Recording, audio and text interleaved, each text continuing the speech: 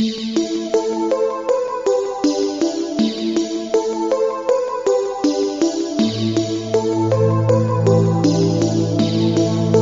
bavuze indongozi bumva nde? Indongozi ihera mu muryango, indongozi ihera kuri umwe twese, umwe wese muri twebwe. Indongozi nturya atwara abandi mu mashirahamwe, indongozi nturya wese ajejwe igisata runaka ca leta, indongozi nturya mukuru w'igihugu, indongozi mu muryango nturya serugo canke inarugo yitaho ineza y'umuryango. Murumva rero dusanga twese iyo bavuze indongozi twese turi indongozi, mugabo ingorane nuko turi indongozi ku ngero zitangana.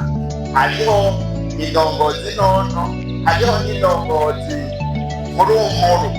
Rero kubera iki nyenicubahiro ashimikira ku ndongozi? Indongozi irangwa no kwama ubenegihugu,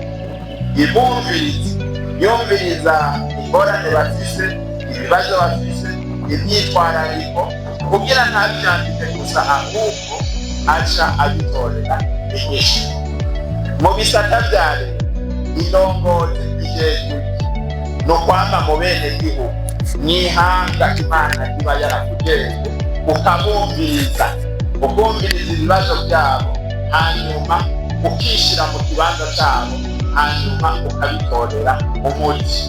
Ku ndongozi rero murumva yuko indongozi z'igihugu toto mwebwe babita abamandateri publique canke les personnes dépositaires de pouvoir public, no kuvuga abantu bahagarariye igisata, bahagarariye igihugu mu gisata runaka. Ndasubiyemo, indongozi ni umuntu wese aba ahagarariye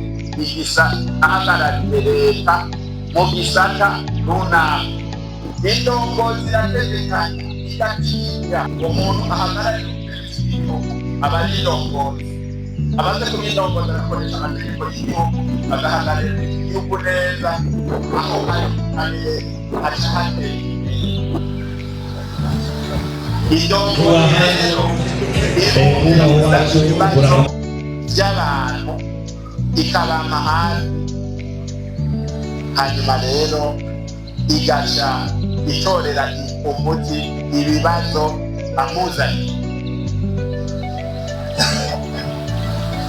Indongozi rero ija imbere y'abenegihugu yihanga bamuragije, ikabereka aho bavuye n'iyo bagiye.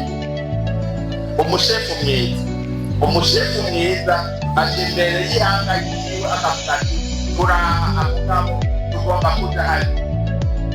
Mugabo kubwira indongozi ibishobore nuko ibikunzwe n'abenegihugu. Ntukundwa n'abenegihugu mu gihe utabafashe. Bumviriza abenegihugu, hanyuma abenegihugu bagaca